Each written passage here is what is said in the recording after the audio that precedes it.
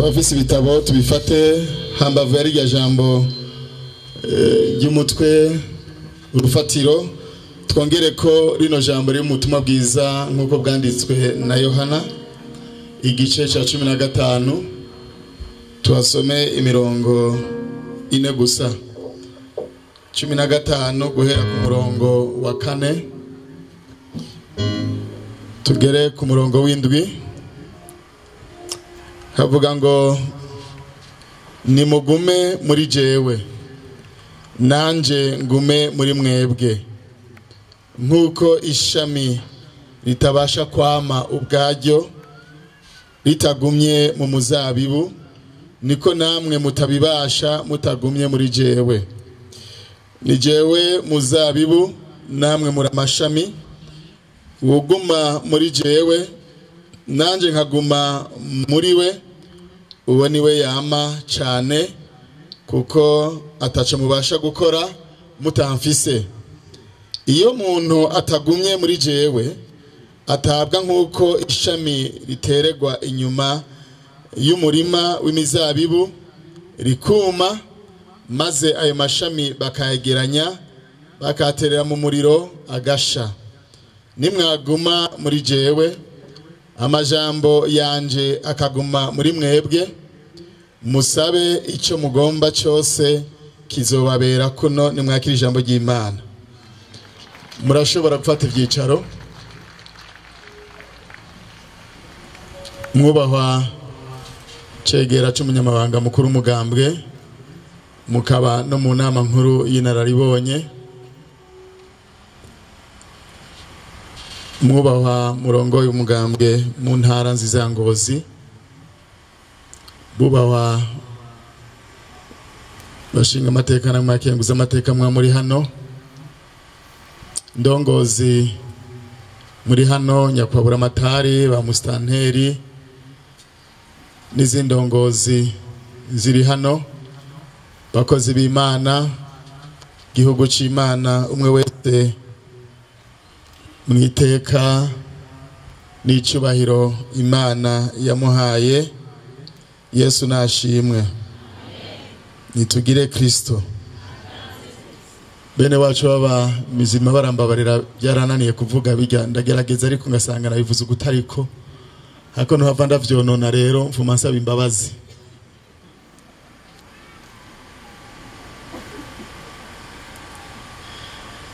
Mungundire shimira Imana kuno mugoroba mwiza Imana isuye kutwongera mugoroba mwiza usa neza kuno munsi ugira kabiri turi muri kino gikorane cy'amashimwe aho dushimira Imana ku ngabire yari yaraduhaye, ingabire twazigira twibagira. Abahizi ntibapfa barasinzira, ndabifurije mwese kuba abahizi. Haleluya. Ndabifurije mwese kuba abahizi. Ko nimba turi hano nuko sogokuru yari umuhizi. Iyo ataba umuhizi ntituba dukoraniye ngaha, ariko kubera ko yabaye umuhizi niyo mpamvu turi hano. Kuno mugoroba nabazaniye ijambo rivuga ngo mfatiye kuri ajya amajambo mwaduhaye aturongora muri kino gikorane. Nabazaniye amajambo avuga ngo tutari mu Mana nta buzima, tutari mu Mana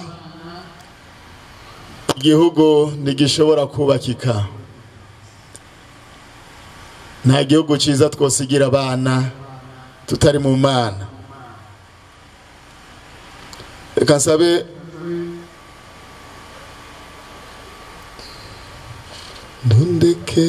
nundekure Mana we,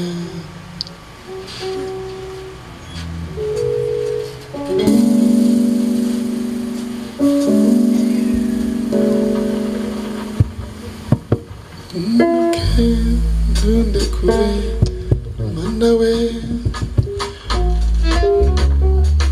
Nundeke nundekure mana we Naufise na uzima sinobaho Nundeke nundekure mana we Naufise na uzima sinobaho Nundeke nundekure mana we Naufise na uzima sinobaho Nundeke nundekure mana we Naufise na uzima sinobaho Nundeke nundekure mana we Naufise na uzima sinobaho Nundeke nundekure mana we Naufise na uzima sinobaho.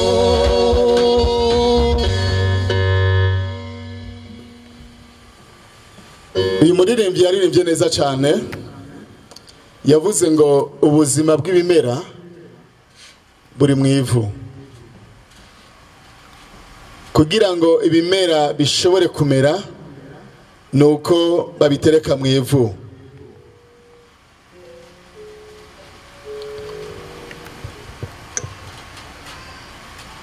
ufashe igiharage ukakigumiza mu ikapo ntigishobora kumera ariko ugomba ko ibiharage kigwira urafata igiharage ukagishira ku ivu umaze kugishira mu ivu kiramera kikama byinshi bikagwira muri byo navuga ngo ariko ubuzima bw'umwana w'umuntu isoko y'ubuzima bw'umwana w'umuntu nta handi riri mu mana nyene. Haleluya.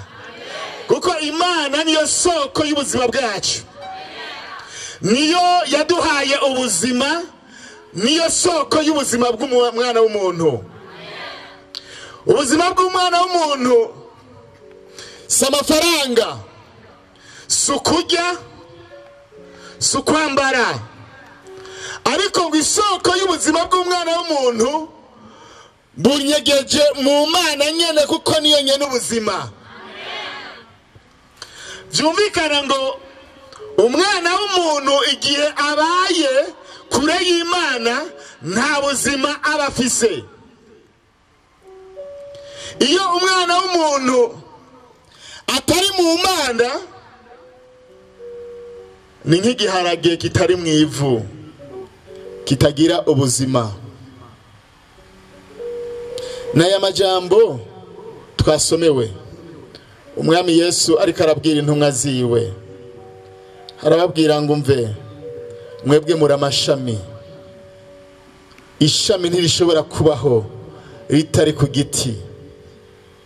Ufashe ishami ukarica ukarikura ku giti rica ryuma. Kugira ishami ribandanye kubaho nuko riguma ku giti, kugira ngo ribandanye kugira ubuzima ni ngombwa ngo ribandanye kuba ku giti.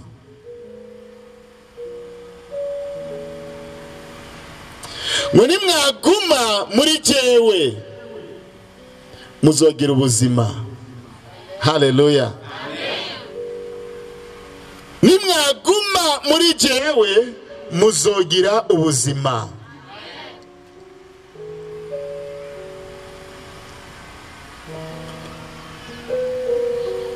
Ubwo buzima Kristo avuga, ishami iyo riri ku giti rigaragarira no ku vyamwa ryama.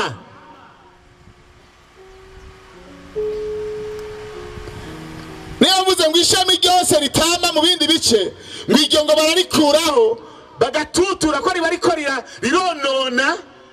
ryononera igiti, rinwa rijya mugabo ntirizane ivyamwa. Iryo shami ngo bararituturira bakarikura. Byumvikana hari intumbero y'ishami kuguma ku giti. nuko iryo shami ryama ivyamwa. Igihe ritamye ivyamwa nta kandi kamaro karyo, ngo bararitutura bakarikurako, hanyuma ngo bakayegeranya bakaca baterera mu muriro agasha.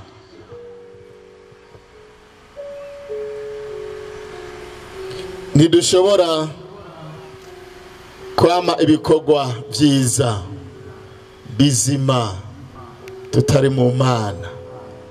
Mukozi w'Imana weje yatubwiye ngo nimba hari ibyo urondera, icyambere ukwiye kwifuza no kubaha Imana. Mu bindi byose urondera, ndazi hari byinshi turondera bivanye n'umwe wese. Hari abifuza kubaka ingo, abamaze kubaka bakifuza abana, ariko umukozi w'Imana weje yaratubwiye ngo ikintu cyambere giye kuraza ishinga, ubanze urondere kubaha Imana, kuko ni ubaha Imana ibyo bindi byose bizokurikira. Ni waguma mu Mana uzama ivyamwa byiza. Ni waguma mu Mana, Imana izokuvomerera, hanyuma n'ivyo utari ufise bitangure kuza, kubera ko uri ku isoko y'ubuzima. Imana yacu niyo soko y'ubuzima. Ukubaho kwacu ni Imana. Haleluya. Ubuzima bwacu buri mu maboko y'Imana. Nico gituma sogokuru yavuga ngo ugufasa ibibi, ugufasa ibibi. Akongera akavuga ngo ntacyo turi tutagizwe n'Imana, nta n'icyo dufise tutahawe n'Imana,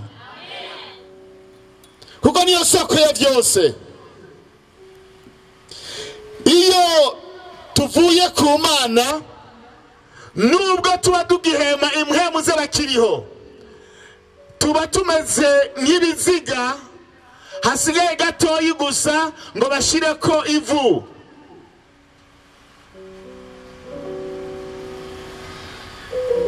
Hari abantu tugende twarapfuye, iyo batwitegereje bakaraba ibikorwa byacu, bakaraba imyifato yacu, atakindi by'ukuri tuba dusigaje atari uko gusa turenza ku ivu. Kubera iki? Kubera ko twataye Imana, iyo soko y'ubuzima.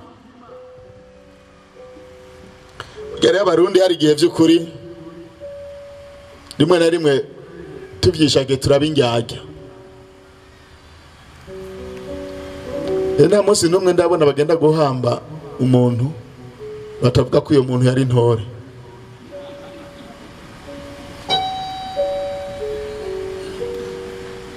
Naho babazi yuko yari gisuma katwa, baravuga ngo nukuri ngo uyu muntu yari ntore. Ukiyumvira ubwo butore bariko baravuga ukabura. Mwe kubera ko twarezwe ngo nukubaha ngo wapfuye, ugasanga turiko turavuga ibitari vyo. Bibiliya ijambo ry'Imana iraduha uburero bw'abantu benshi bamaze gutakaza imigenderanire n'Imana, byabakwegeye urupfu. Uwa mbere ijambo ry'Imana ritubwira ni Adamu na Eva.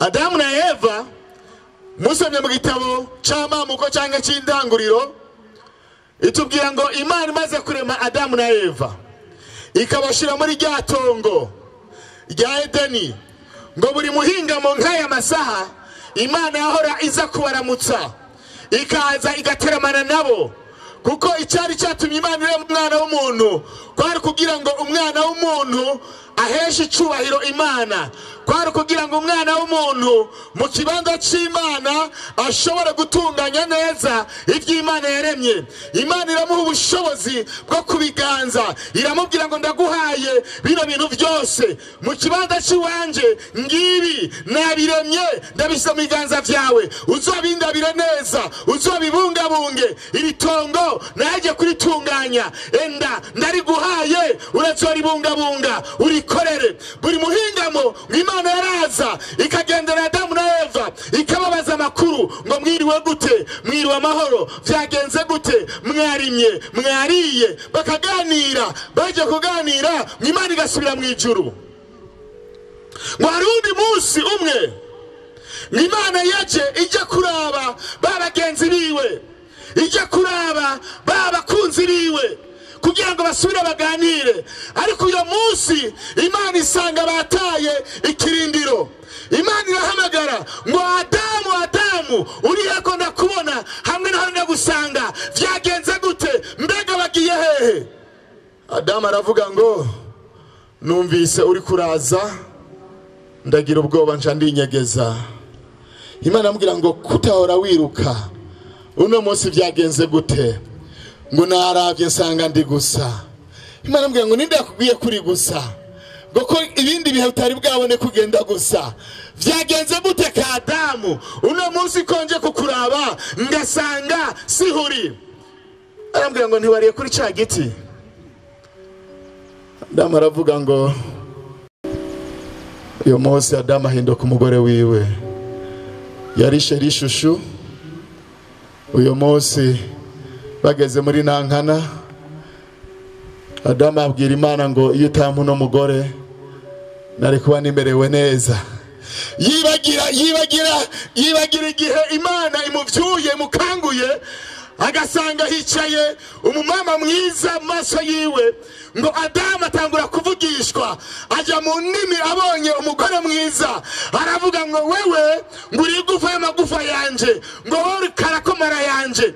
Ivyo aravyibagira, arabwira Imana ngo Mana ni wa mugore wampa, ngo niwe yagiye kwamura, hanyuma aranzanira ndarya. Imana ibaza Eva ati Eva vyagenze gute? Ati ni yanzoka. Kwidedwana. Ibyo kwidedwana biba biratanguye. Na nuno munsi tubanenya twidedwana. Byatanguriye hariya gusunika amapiyo. Niyo bakubajije ubita kubandi, ati si jewe, tininaka. Babaza nakateka si jewe, tininaka. Babaza undatoya si jewe, ninaka. Byatanguriye hariya kubera ko twatakaje imigenderanire n'Imana. Iyo utakaje imigenderanire n'Imana ukava mu Mana nta buzima, haba hatanguye kubesha, kwica, kwiba, gusambana n'ibindi byose. Kandi guhera ico gihe niho munsi wa mbere tubona ubwicanyi bwinjira mu isi. Kuva ico gihe ubwicanyi bwaciye butangura. Ubwa mbere Kaini yica mwene wabo Abeli. Munsi wa Mungu uherutse niho nabajije abantu ati mbega kubera iki abavyeyi mutita amazina abana banyu Kahini? Je nta mwana numwe ndumva muhamagara Kahini. Kubera iki ata mwana murahamagara Kahini? Mumwirirwa muravyara. Ndamaze kumva Babeli mugabo nta Kahini ndumva. Sinzi ubwo bwoba aho mwabukuye. Cangira mwanga yuko nawe hava aca bumwicanyi, hava arokera muri bene wabo atangure kubica. Ibyo byose vyavuye kubera ko Adamu yatandukanye n'Imana. Atamana nta buzima. Ubandanije gusoma tubwirwa ivy'umwuzure kuri Nowa. Usomye mu gice 6 niho tubona ngo Imana yicuza icyatumye ire mu mwana w'umuntu. Ngo Imana iricuza, iravuga ngo ndafashe ingingo ngo ngiye kwica igihumeka cyose kubera ibyaha byari byagwiriye, abantu basigaye bicana ku murango. Ngivyo bishavuza Imana, iravuga ngo ngiye kumara igihumeka cyose. Ibyaha bakoze bikwegera ibintu byose bihumeka. Ibikoko byose birapfa kiretse ibyari mu bwato. Atamana nta buzima. Iyo tuvuye mu Mana, ibicumuro nibyo bice biganza. Nubwo byagenze uko, Imana ntiyigeze iheba kurondera ingene yo kwiyegereza umwana w'umuntu ngo isubire imusubizemwo ubuzima. Ibya Aburahamu reka ndabireke.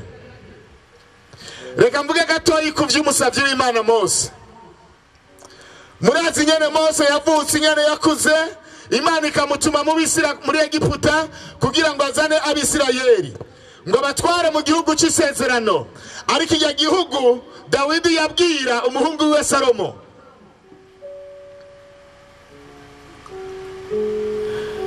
Mose aragenda arabakurayo, barajabuka ikiyaga gitukura. Imana iramuhamagara, imuha amabwirizwa 10 yanditse kuri bya bisata nkuko mubizi.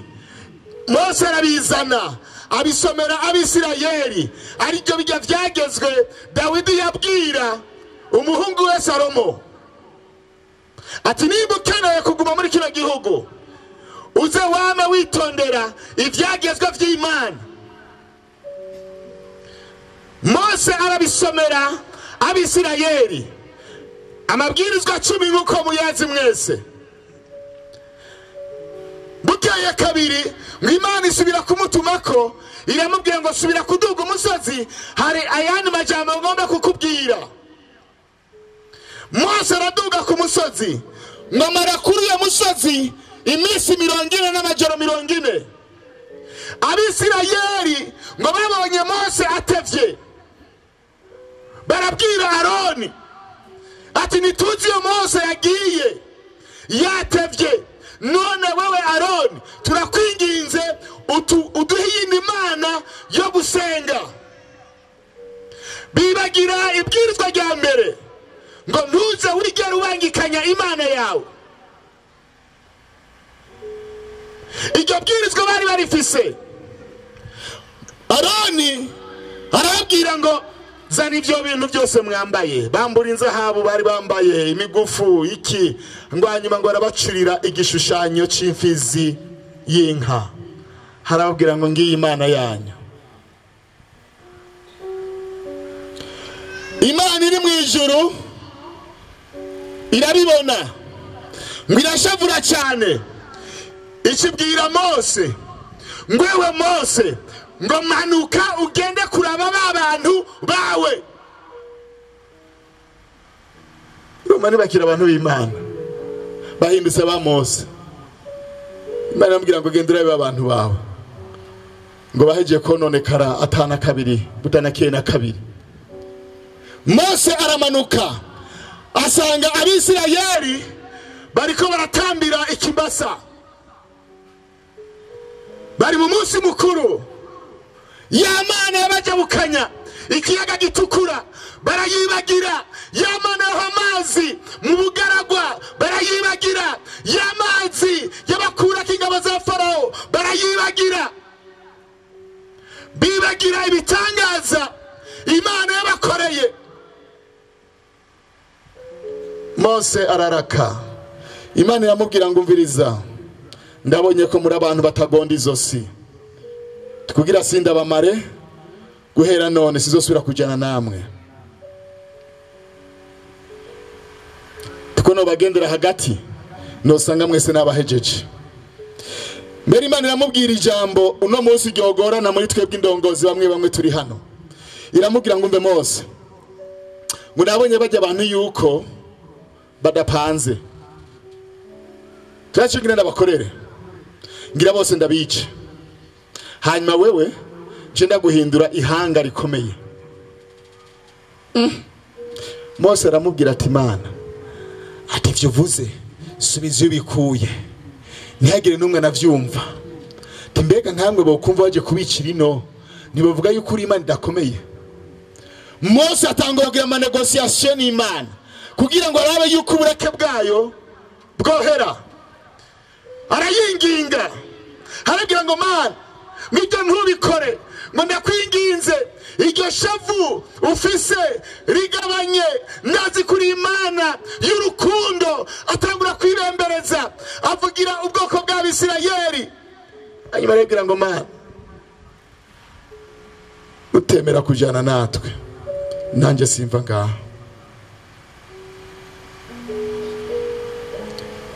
Sinemera kuduha umumarayika nkeneye kubandanya mbona ubwiza bwawe hagati mw'ihanga ry'Abisirayeli. Amen. Kubera iki Mose yagumye ababwira Imana uko nuko yarazi yuko aho Imana iri ariho haba ubuzima. Haleluya. Aho Imana igereye ijuru niho riba riri. Nico gituma yabwiye Imana ngumve oya nutajana natwe nanje sinza kuva ngaha urugendo ruca ruherera ngaha. Abwira ngo Mana ngo niki cyo menyekanisha ko dutandukanye n'ayandi mahanga ngo suko jana natwe. Haleluya.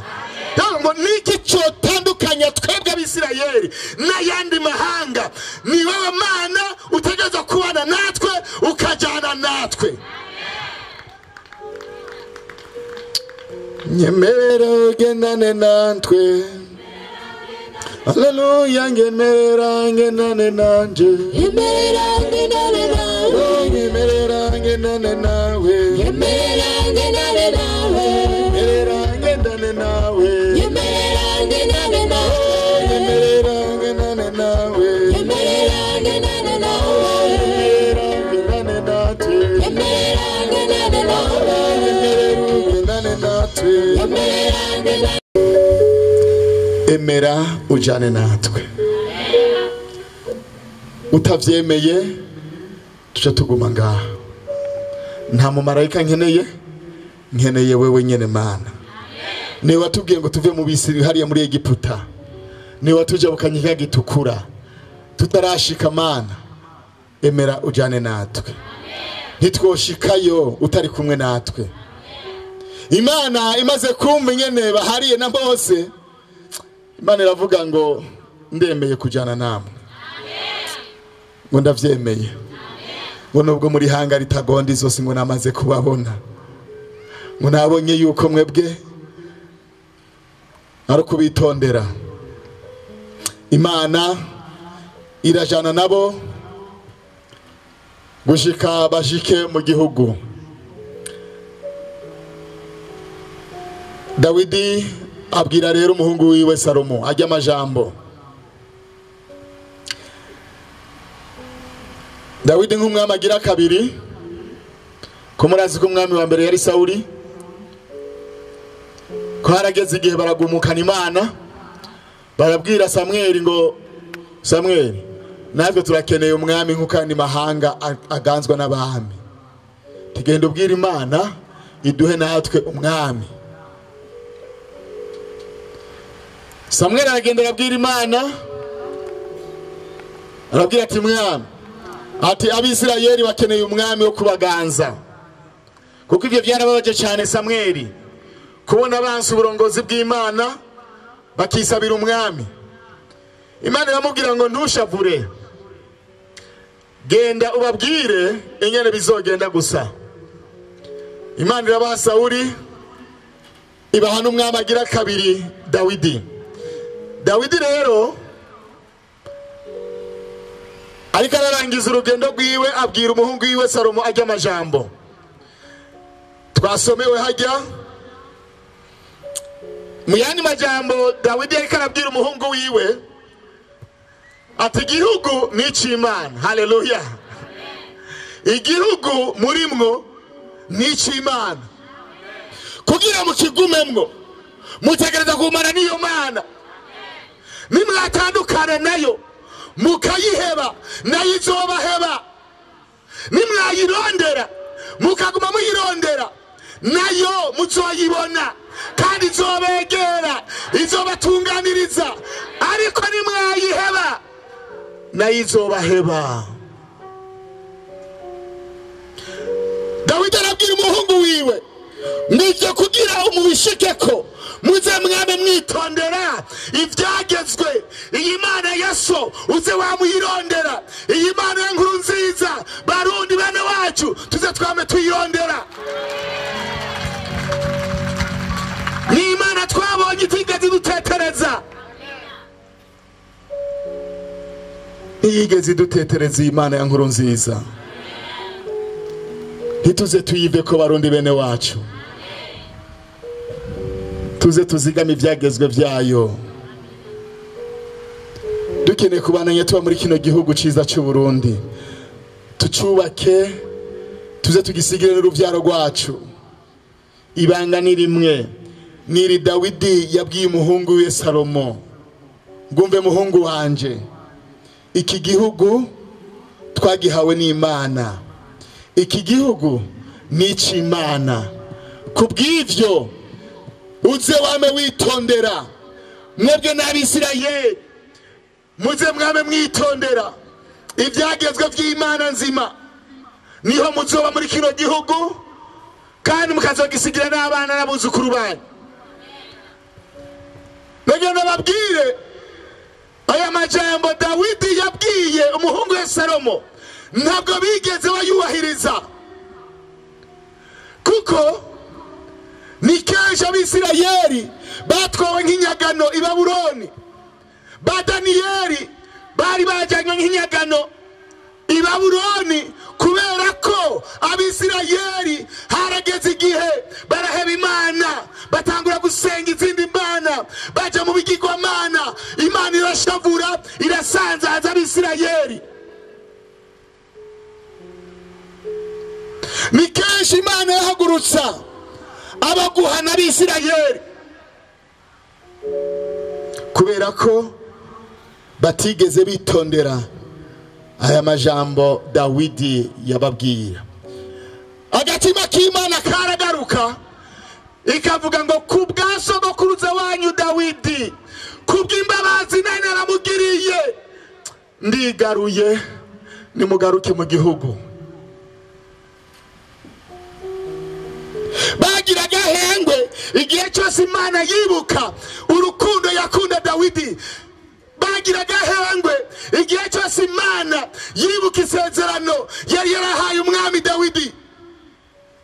Imana ikaca yigarura, ikacibabwira ngo nibutse Dawidi yuko ari isezerano naramuhaye, nimusubire mu gihugu cyanyu. Ariko baba bakubititse di, barakubitika.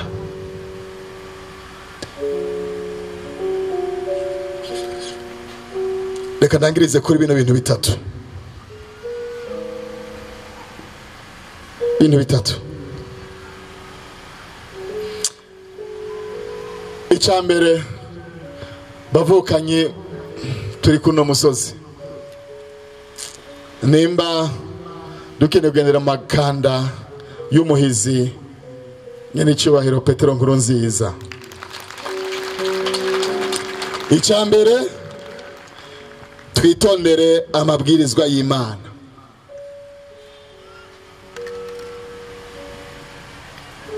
Twitondere ijambo ry'Imana, twirinde gukora ibicumuro, twirinde gukora ibitanezereza Imana, dutunganiriza bene gihugu, habe ubutungane mu gihugu, twirinde ubusuma n'ayandi mabi yose.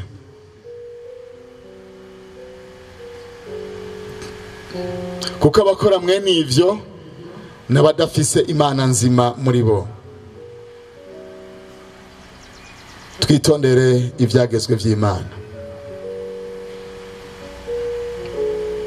Kigira kabiri, tugume kuri yo Mana y'u Burundi.